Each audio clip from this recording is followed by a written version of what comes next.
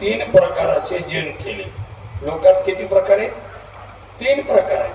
काही लोक सात्विक वृत्तीचे असतात, काही लोक राजस वृत्तीचे असतात आणि काही लोक तामस वृत्तीचे असतात. समाजामध्ये असा वर्ग आहे बघा.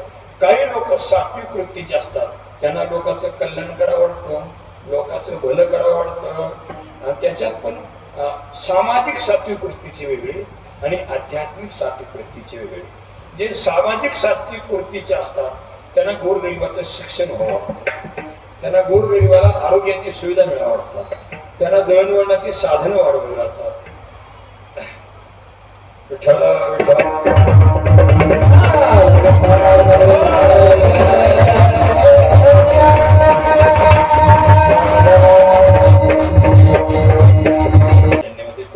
आपलं चिंतन या ठिकाणी असं चालू आहे की जगामध्ये तीन प्रकारचे लोक असतात. सात्विक सामाजिक म्हणजे समाजाची चांगली विकास प्रगती व्हावी असे वाटणारे. जर सावित्रीबाई फुले आणि महात्मा ज्योतिबा फुले हे जन्माला आले नसते आणि त्यांनी जर महिलाच्या शिक्षणाचा विचार केला नसता तर आज सगळ्या महिला जिच्या हाती पाळण्याची दुरी ती जगातली उद्धरी एवढ्यातच राहिली असते. पण आज आपण विचार करायला गेलो, पेट्रोल पंपापासून राष्ट्रपती पदापर्यंत महिला कुठेच कमी दिसत नाही. सगळ्या क्षेत्रात सक्सेसफुल अशी महिला आपल्याला दिसून येते, माता भगिनी दिसून येतात. त्याचं कारण शिक्षणाचा द्वार त्यांनी खुलं केलं आणि म्हणून ह्याला काय म्हणा, सात्विक सामाजिक. दोन गोष्टी, आध्यात्मिक सात्विकता वेगळी आणि सामाजिक सात्विकता वेगळी. आध्यात्मिक सात्विकता असल्यामुळे गीतेवर भाष्य करून ज्ञानेश्वरी जन्माला आली. आध्यात्मिक सात्विकता असल्यामुळे कारण चौवेद असे केले छे निविवरण अर्थही घन काढून या तुका सहज बोलीवाणी त्यांचे घरी वेदांत वाहे पाणी जगत करून तुकोबरायनी हे अध्यात्माचं साम्राज्य निर्माण करून जगाच्या कल्याणाचं काम केलं. मौलीनी हे मराठीची नगरी ब्रह्मविद्येचा सुकाळ करी देणे देणे सुखचेरी होऊ दे या जगा. म्हणून सात्विकता असते या विजय. आता म्हटलं की येणार म्हणजे येणार.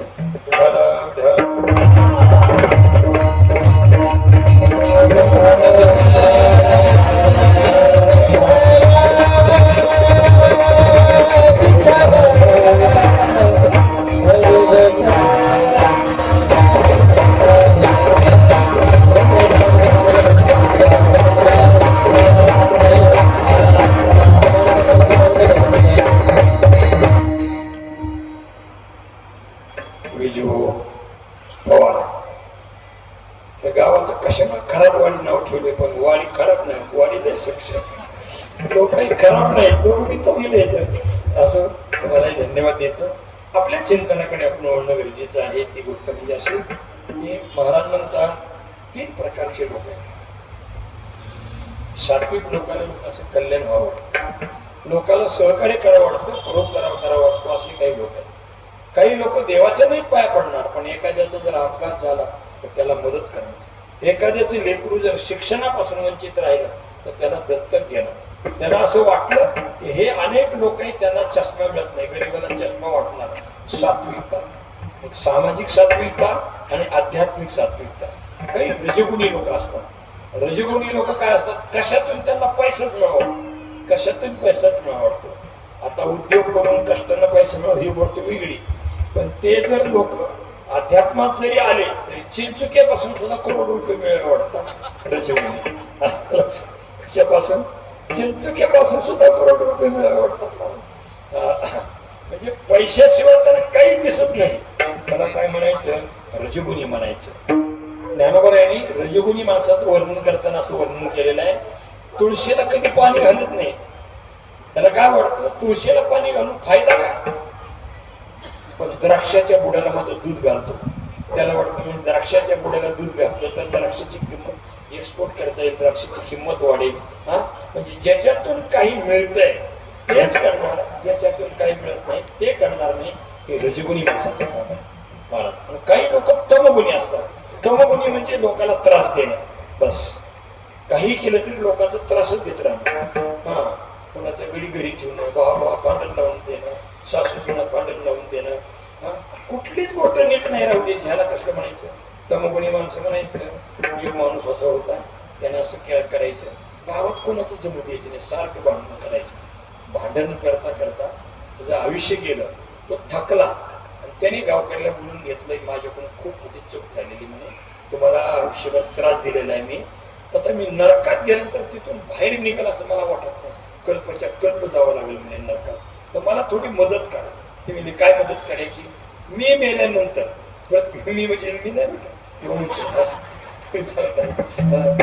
मी मेल्यानंतर काय करायचं, माझ्या पायाला दूर बांधायचा आणि दूर बांधून वडीत न्यायचं स्मशान भूमीकडं आणि प्रत्येकाने 5-5 खेटर मारायचे.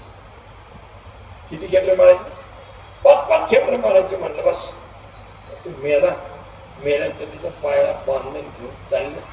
ज्याला चित्का राग होता तितकं त्याला मारायचं, ज्याला चित्का राग होते हेनच माझ्या मुलीचं लग्न जोड पाडायचं, हेनच माझी ग्रामपंचायत हिसकावून, हेनच मला अमुक केलं, हेनच मला त्रास दिला, हेनच अमुक केलं, जेवढं चमक त्रास दिला. आणि योगायोगाने मुख्यमंत्र्यांचा दौरा संपला आणि काय झालं, मुख्यमंत्री निघून गेले आणि त्या जांभळ्या गाड्या त्याच रस्त्याने चालल्या होत्या. त्यांनी एकदम एक गोष्ट बघितली, एकट्या माणसाला उडीत चालले, सगळे गावातले लोक मारते, ह्या लोकांनी याला जिवंत मारलं. त्यांनी आणखी वायरलेस केलं, 2-3 जिल्ह्यातल्या गाड्या बोलून घेतल्या, गावाला वेढा टाकला आणि सगळं गाव मध्ये घातलं आणि फाल्गुन वद्य अमावस्याला सगळ्याला जिल्हा कार्यालयात अडकून टाकलं. पाडव्या दिवशी उठून बघते ते म्हणजे माणूस लय चक्र होता, म्हणजे जिवंत असताना एकट्याला त्रास दिला आणि मेल्यावर मात्र सगळ्या गावाचा भंडाराच करून गेला, म्हणजे ते हंडीच पडली. म्हणजे जिवंत असतानाही त्रास द्यायचा आणि मेल्यावर सुद्धा त्रास द्यायचा. अशा प्रकारचे 3 प्रकारचे लोक असतात.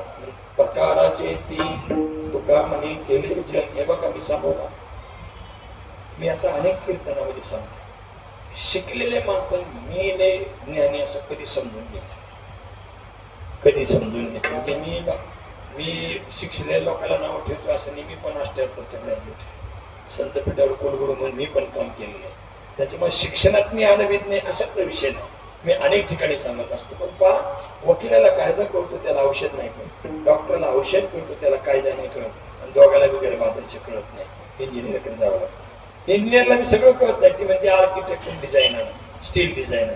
सांगायचं कारण आपल्या ज्ञानाला मर्यादा आहे, आपण सगळ्या क्षेत्रात प्रावीण्य आपलं असू शकत नाही. आणि म्हणून ही गोष्ट लक्षात ठेवा, अध्यात्म म्हणजे ह्याच्यात हे सिद्धांत आहे. हे काय आहे? हे सिद्धांत आहे आणि हे त्रिकालाबाधित सिद्धांत आहे. भूतकाळातही ती गोष्ट तशीच होती, आजही तशीच आहे आणि भविष्यकाळात तशीच आहे. अग्नीमध्ये दाहकता आहे, हा भूतकाळातही सिद्धांत आहे. म्हणजे नाही म्हणे जुन्या काळात लोक अडाणी होती म्हणून अग्नी पोळत होता, आता मात्र अग्नी जरा शिकलेल्या माणसाला भेटतोय. असं कधी आहे का? भूतकाळातही अग्नीमध्ये दाहकता होती, वर्तमान काळामध्ये अग्नीमध्ये दाहकता आहे आणि भविष्य काळामध्ये सुद्धा अग्नीमध्ये दाहकता आहे. जुन्या काळातही सूर्य प्रकाश रूपच होता, आजही सूर्य प्रकाश रूपच आहे आणि भविष्य काळात सूर्य प्रकाश रूपच आहे.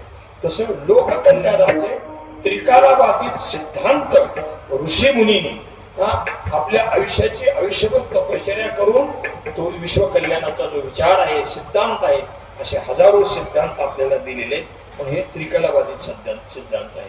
म्हणून लोक किती जरी असली तरी प्रकाराचे 3 तुका म्हणे केले जन. असं प्रत्येक गोष्टीत भेद आहे. पण एक गोष्ट अशी आहे बघा, प्रत्येक गोष्टीत माणसाचा मतभेद आहे. पैसे मिळण्यात मतभेद आहे, राहणीमानात मतभेद आहे, आहारात मतभेद आहे. पण एक गोष्ट मात्र अशी आहे की त्याच्यात कोणाचाच मतभेद नाही बरं का. एक गोष्ट अशी आहे की त्याच्याबद्दल कोणाचाच मतभेद नाही. कोणती असेल? ट्रम्पची भूमिका चुकली म्हणणारे बी लोक आहेत, इस्रायल सक्सेस झाला म्हणणारी पण लोक आहेत. आता याच्यापेक्षा काय सांगतो? प्रत्येक गोष्टीमध्ये माणसाचा मतभेद आहे, प्रत्येक गोष्टी. पण एक गोष्ट जगाच्या पाठीवर अशी आहे की त्याच्यात जातीचा मतभेद नाही, वयाचा मतभेद नाही, परिस्थितीचा मतभेद नाही, शिक्षणाचा मतभेद नाही, पौरात्य राष्ट्र असो की पाश्चिमात्य देश असो, प्रत्येकाला एक गोष्ट कबूल करावी लागते. अशी कोणती गोष्ट आहे की त्या गोष्टीवर सर्वांचं एकमत आहे? विठ्ठल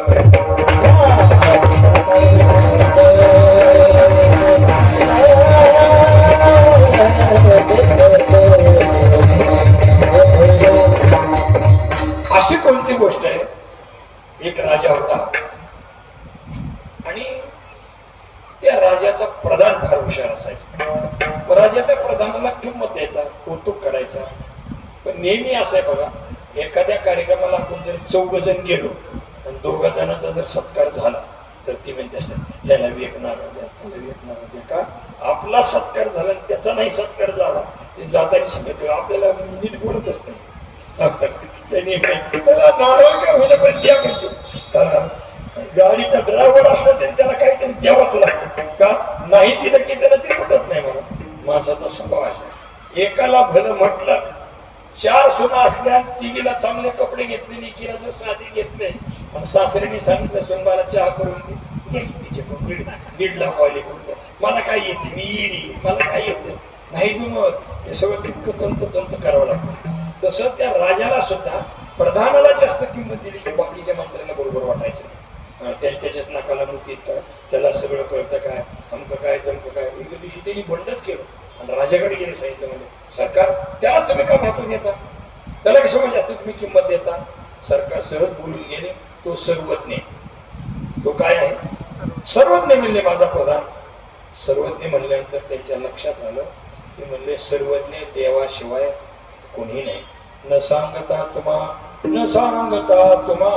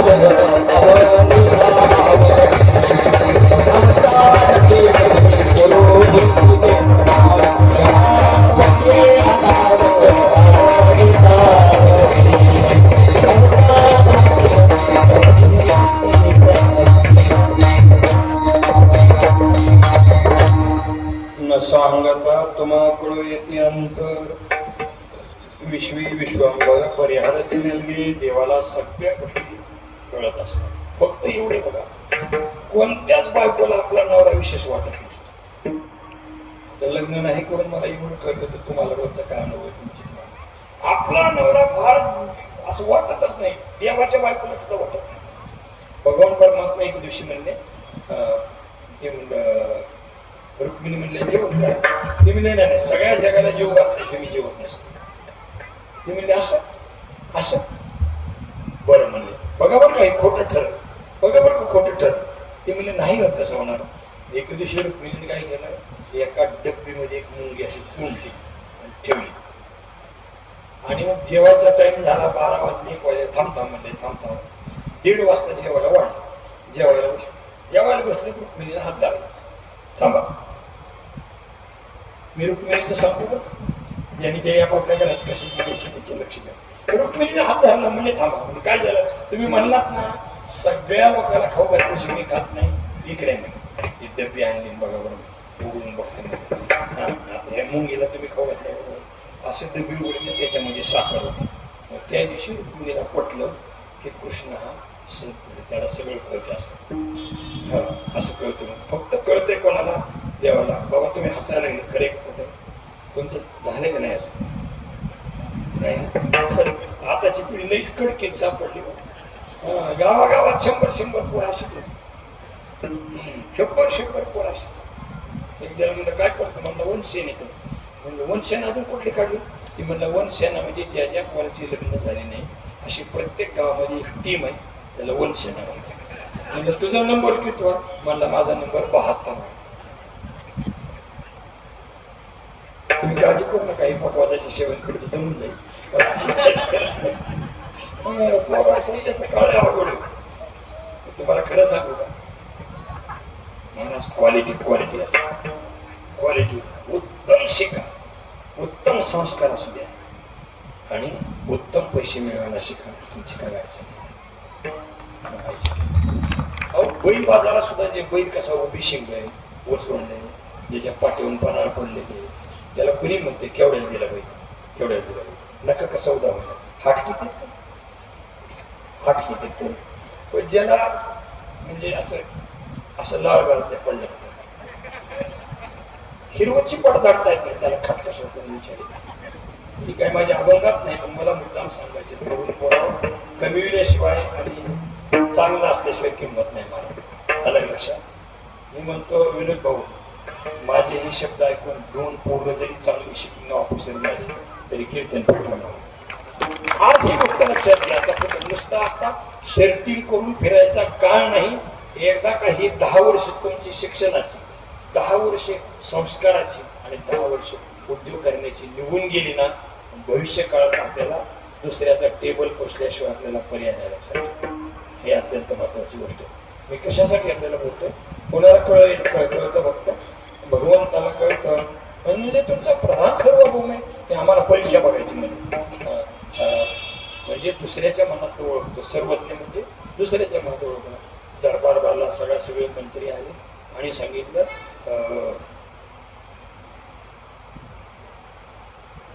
राजे म्हणले प्रधानजीला सगळ्याच्या मनात काय आहे ते विचारा, काय आहे ते विचारा. प्रधानजीने सांगितलं सरकार या सगळ्याच्या मनात एकच आहे की आपल्या राजाचं राज्य चिरायू हो, परचक्र येऊ नये. तो म्हणजे असा गोष्टीतला राजा नव्हता, तो सार्वभौम राजा होता. हा, त्यांनी सांगितलं नाही जमत, राजा तुमचंच राज्य सार्वभौम असं वाटतंय. मग प्रत्येक मंत्र्याला विचारले तुमचं कसं आहे म्हणून. ते म्हणले हो सरकार आमचं तसंच. कारण त्यांना माहिती आहे जर आपण इकडे ईडी मागं लागलो. म्हणजे मी ते जुनं सांगतो, जरा नव्या पद्धतीने लक्ष माणसं काही गोष्टी महाराज नाविलाजाने कबूल करावं लागते. ते लहानपणी पोराला असं म्हणायचे तुला हरण दाखवतो, हरिण दाखवतो, असं धरायच्या कानाला आणि वर उचलायचं. दिसलं का माझं नाही म्हणावं तर कुणाची होड उठते. त्याच्यापेक्षा दिसू किंवा नाही दिसू, हरण दिसलं म्हणायचं कार्यक्रम, हरिण दिसलं असं म्हणायचं कार्यक्रम. तसं त्या प्रत्येक मंत्र्याला विचारलं तुमचं काय मत. हो सरकारांचं तेच मत आहे. तुमचं काय मत आहे. हो सरकार. त्याला म्हणता येईल का परचक्र यावं. मग तर राजा खालच करून टाकेल. त्या गोष्टीतला राजा नव्हता. हा, जसं प्रत्येकाला कबूलच करावं लागलं तसं जगामध्ये एक गोष्ट आहे ती सगळ्याला कबूल करावं लागते. त्याचं नाव आहे सुख. त्याचं नाव काय आहे. मज लागी दुःख व्हावे तैसे कोणी भाविना जीवे. मला दुःख व्हावं असं कोणी म्हणतं का. हजारो लोक देवाच्या पुढे जातात, प्रार्थना करतात. काय म्हणा आपलं भलं व्हावंच म्हणतात. एवढं लहान लेकरं असते त्याला काही कळत नाही, पण ती देवाच्या पाया पडताना देव बाप्पा काय म्हणतात खुशाल ठेव. म्हणजे त्याचा अंतिम तात्पर्य आहे सुख आहे. आता आपण एवढ्या गाड्या घोड्या सगळं सुधारणा झाली, हे आपल्या फक्त जीवन जगण्याची व्यवस्था आहे. याच्यात सुख आहे ही गोष्ट मात्र नक्की. हे आपल्या जगण्याची व्यवस्था आहे. चांगली गाडी असेल तर आपल्याला प्रवासाची सोय, रोड चांगला असेल तर पोटातलं पाणी सुद्धा असणार नाही, जेवायला चांगलं असेल जरा माणूस आणखी जरा बरा दिसेल. पण सुख नावाची गोष्ट त्याच्यात नाही. म्हणून देवा तुम्हाला पावशील का, आणि सुख ज्याला म्हणशील ती लावशील का.